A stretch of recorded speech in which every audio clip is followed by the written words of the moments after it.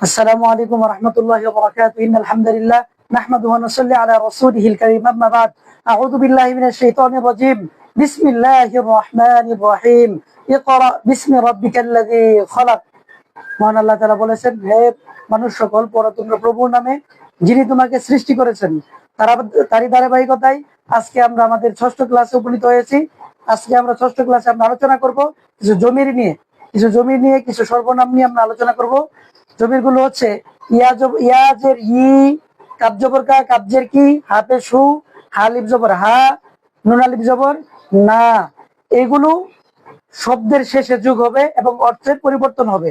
প্রত্যেকটা শব্দের শেষে যোগ হবে। যেমন কিতাবুন, কিতাবি, কিতাবুকা, কিতাবুকি, কিতাবুহু, কিতাবুহা, কিতাবুনা, এবং তার ইংরেজি অর্থ কি হবে সেটা আমরা লক্ষ্য করব।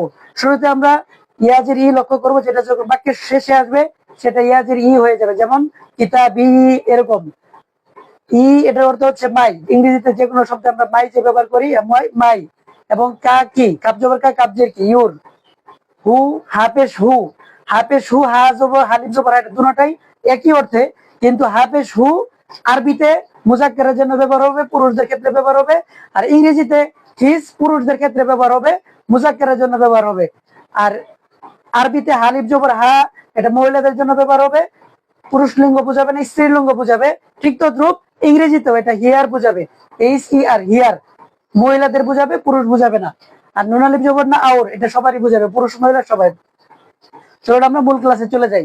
এই শব্দগুলো দিয়ে আমরা বাক্য বানাবো।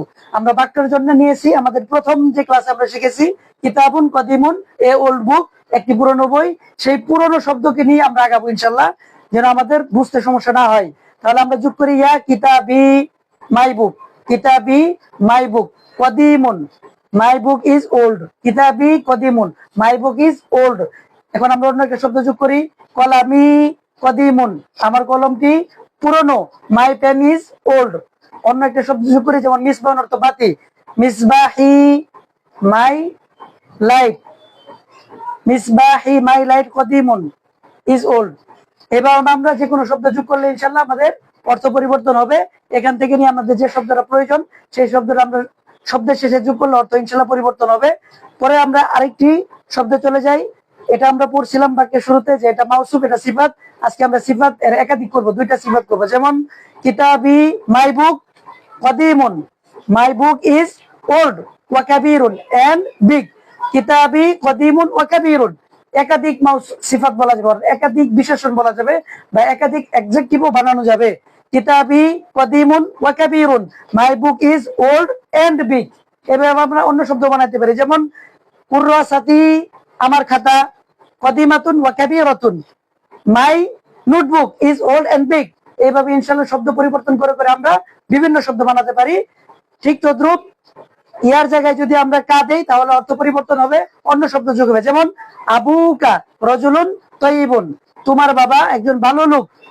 Your father is best man, your father is best man.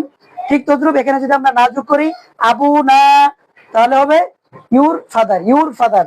এখানে যদি আমরা ইয়া যোগ করি আবি, তাহলে হবে মাই ফাদার, আবি রজুলুন তয়্যিবুন, my father is best man. ঠিক তদ্রুপ এইভাবে যে আমরা শব্দের শেষে যে আমাদের জমির গুলো আছে, এখানে আমরা 1 2 3 4 5 6 আজকে 6টি জমি শিখলাম। সেই 6টি জমির আরবিও শিখলাম। জমির গুলো শব্দের শেষে ব্যবহার হবে এবং ইংরেজিতে ইংরেজি অর্থ হলো আগে ব্যবহার হবে। যেমন আমরা খেয়াল করি কিতাবি, কিতাবি ইয়াটা শেষে যোগ হয়েছে আরবিতে, কিন্তু এই ইয়ার যে অর্থ মাই, এই ইয়ার অর্থ হচ্ছে এই যে মাই, ইয়ার অর্থ হচ্ছে মাই। এই মাইটা কিন্তু ইংরেজিতে সর্বপ্রথম আসবে, আরবিতে শব্দের শেষে যাবে, কিন্তু ইংরেজি অর্থের ক্ষেত্রে এই মায়ের অর্থ, ইয়ার অর্থ মাই, এটা সর্বপ্রথম চলে আসবে। এটা যদি আমরা বুঝে থাকি তাহলে আমরা দ্বিতীয় পর্বে চলে যাই।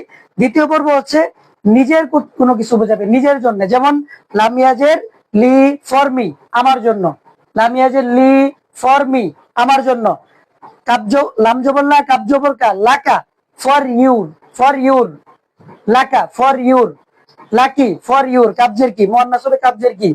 লাম জবর লা, হাউলটা পেশু, লাহু ফর হিজ। আমরা আগে পড়ছি যে হু এবং হা দুটোটাই তার অর্থ বোঝাবে বাংলাতে, কিন্তু ইংরেজির ক্ষেত্রে যদি মুজাক্কার হয় শব্দটা, অর্থাৎ পুরুষ লিঙ্গ হয়, তাহলে হিজ বোঝাবে।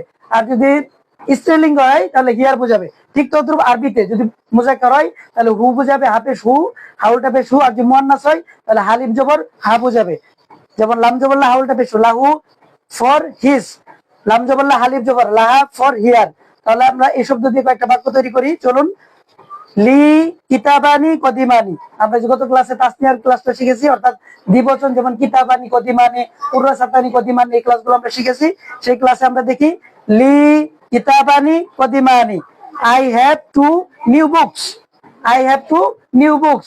এখন আমি বলবো যে তোমার, তোমার দুইটা নতুন পুরনো বই আছে, তাহলে লাকা কিতাবানি কদিমানি, তাহলে ইউ হ্যাভ হবে, তখন আয়ের জায়গায় ইউ হবে যখন আমরা তোমার বলবো, you have two new books.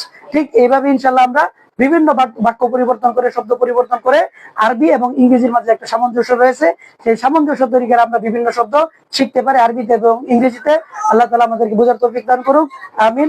আসসালামু আলাইকুম ওয়া রাহমাতুল্লাহ।